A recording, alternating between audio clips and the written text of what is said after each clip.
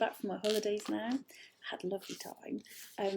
Think about you lots while I'm away, actually, and especially going for Volcano. I was thinking about how you'd absolutely love to see that. And maybe I should talk to Mr. Gum about a field trip. That'll be fun. Hope you're having a lovely summer break, and I thought it was about time we got on with some more Creakers. This is chapter 13, and it begins with a note from the author who says, "Hang on, isn't 13 an unlucky number? It feels a bit reckless to be writing a book about creepy creatures that live under your bed and then just whack in an unlucky chapter number like it's no big deal. What if you read this chapter and then a creaker snatched you? I'd feel so guilty. Shall we skip straight to chapter 14? I think it's probably wise. You never can be too careful where creakers are concerned." So children, this is chapter 14, Human Spells. Lucy couldn't hold it together any longer. She'd been staying strong ever since the day it all began. She'd already lost her dad. Now hearing these creatures say that she might never get her mum back was just too much. So Lucy did the only thing a person can do when there's nothing more a person can do. She had a good cry. She howled and wailed, sitting on top of the washing basket with the 4 hideous creatures trapped underneath, listening to her sobs. The tears started filling up the insides of her swimming goggles, but she didn't dare take them off. She definitely didn't trust the creakers. "What's the kiddo doing?" said Scratch. "What a rotten noise," said Sniff, plugging his floppy ears with his long fingers. "I'm crying, you horrid things," Lucy sobbed. "Crying? What is crying?" Sniff asked, and out of the corner of her teary eyes, Lucy could see all 4 creakers peering up at her through the bars of the washing basket. "Haven't you ever seen anyone cry before?" Lucy sniffed. "No," the creakers said together. "We be creaking when kidders are a-snoozing. We never see a crying human before us," explained Grunt. Lucy wiped away the tears that trickled down her cheeks and stifled a sob. "Well, crying is what you do when you're really, really sad about something," she said. "Crying is bad?" Gruff asked eagerly. "Us creakers usually be liking the bad stuff." "Actually, my dad used to say that crying is a good thing. It's when all the sad stuff inside your mind builds up so much it starts to leak out of your eyes. It's good to let it out," said Lucy. The creakers went quiet beneath her, like they were really thinking about what she'd just said. "Sometimes I thinks I might have too much bad stuff inside my noggin," admitted Scratch, peeling a bit of skin from his itchy scalp and popping it in his mouth. "Every night it's creaking here and creaking there, snatching grown-ups one day, dozying kidders the next." His voice started to sound rather strange, almost like he was trying not to laugh. "I knows what you mean," said Sniff, who started giggling a little. "All we be doing is the nasties night in, night out," agreed Guff, and with that the 3 of them cracked up in fits of laughter. Lucy stared down at them. What horrible creature, she thought, laughing at someone who's upset. But then she remembered that these creakers were from a backwards world, and that when they laughed it actually sounded like crying. So did this mean that now they were laughing they were actually upset?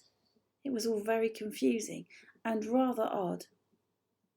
"Pull yourself together, you twazzles," hissed Grunt. "The kiddling be putting you under kiddling spells, making you all human-y and wishy-washy brained. Naughty human magic." He glared up at Lucy through the bars of the washing basket. "I'm not putting them under spells," protested Lucy. "I don't know any spells at all. Humans can't do magic.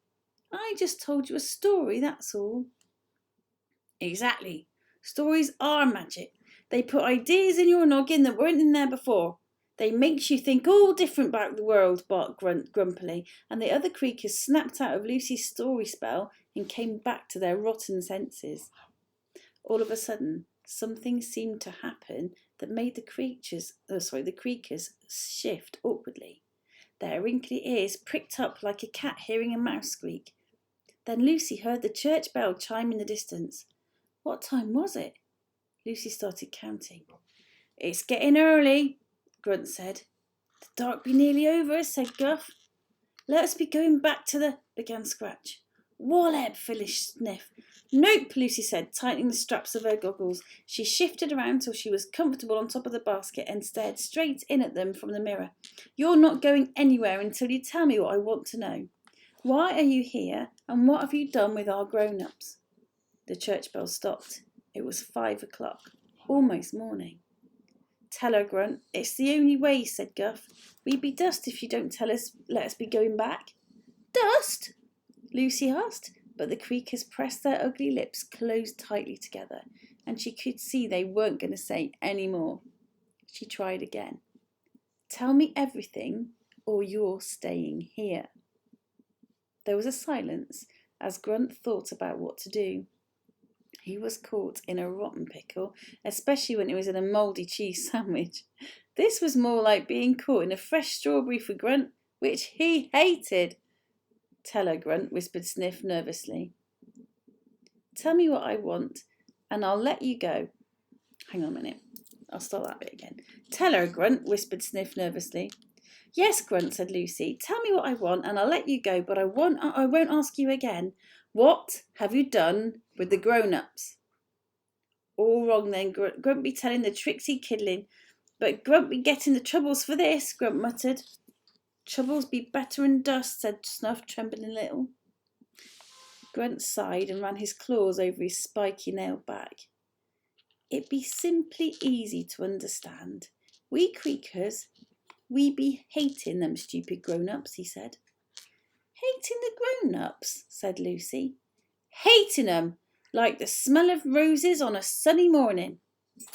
Hating 'em like the taste of raspberry ripple ice cream. Hating 'em like I'm really bad at this, I'm so sorry. Hating 'em like a warm hot water bottle on a cold night, all the creakers agreed, shuddering. Whoa. But why? Asked Lucy. Them stupid human grown-ups be taking all the stinkful waste and Lucy noticed that Grunt was getting very agitated as he tried to spit out these words. They waste it, he spat. They waste what? They waste the waste, all the creakers barked in unison. All the glorious rubbish, all the rotten leftovers, all the stuff you silly humans use once and then get rid of, they takes it and chucks it in the watery ocean, said Grunt. They buries it under the ground, added Guff, or they burns it up in smoky clouds, hiding it out of sight, out of brain, but worst of all, out of reach of us. Creakers, said Scratch and Sniff together. Right, said Lucy. So what's the problem with all that? The creakers bashed their sticky hands on their slimy foreheads and let out frustrated moans. Oh! Ain't it obvious, you silly kiddling, answered Grunt. We creakers don't just love the stuff you be getting rid of. We needs it. Is what the wallet works on, Guff explained. All them things your grown-ups be thinking is rotten and nasty and wants out of their homes, we creakers wants to have it. Oh, I see. To reuse it, said Lucy. Yes, they barked. That's why we be snatching up all the grown-ups, taking them away, just leaving the messy kiddlings behind, Grunt explained. You little muckers know how to make good muck, Guff said approvingly, and you not be clearing it up. We be able to come and takes all the mess we wants now. We takes it back and builds stinkerful homes. You make homes out of rubbish? Lucy asked. Oh, yes, Gruff said enthusiastically. We makes the most rotten homes in all the Wallab. Big smelly ones where the walls are made of lumpy cardboard egg boxes and the windows out of fizzy whiz bottles. I got a pure banana peel rug, said Scratch. And my pillows is plastic bags stuffed with empty tin cans, boasted Sniff. I see, said Lucy. Excuse me 1 minute. I will take you in a minute. Stop it now, all right? Stop it. I'm busy at the moment. Sorry, Dougie wants to go for a walk. And he's agitating. Right, stop it. Oh, I see, said Lucy. She tried to imagine their homes built from the rubbish she would throw in the bin. They sounded rather awful to her, but the creakers seemed very proud of how disgusting they were. So if we let your stupid grown-ups go to hiding it all in the ground, went on Grunt, or the oceans, or the sky, We'd be having nothing to live by anymore, Guff finished. We're not able to survive in the Wallab. Stop. Lucy took a moment to think really about everything they did. She thought about all the mess she made and where it went when her mum threw it away, and about all the truckloads of rubbish she used to see her dad drive off to Whiffington Dump each day. Now the Kiddling be letting us go, like she promised, yes, said Grunt. Before the sun dusts us all, blurted Guff. Be quiet, you twit, snapped Grunt, shoving Guff so hard that Lucy felt the washing basket wobble beneath her. You be telling her our weakness. The sun dusts you? Lucy asked. Her brain was whirring. Do you not like sunlight? Grunt sighed, and in the mirror Lucy saw him shoot Guff a nasty look. The sun be too nice, he grumbled, and warm, and loverly, and kind. Our black skin be too fragile to see it. That's why we live in the Wallab under the beds. Sunlight can't get to us down there. We be turning to dust if we gets caught in it, explained Sniff, reaching out to his pouch and pulling out a sprinkle of dozy dust. You mean that dozy dust is made of dusted creeker, Sniff said sadly, placing it back in the pouch and pulling the strings tight. That be why magic works so good and powerful. Lucy thought of all the times she'd little golden crumbs in the corner of her eyes when she'd woken up. I'm sure you have that too, don't you, kids?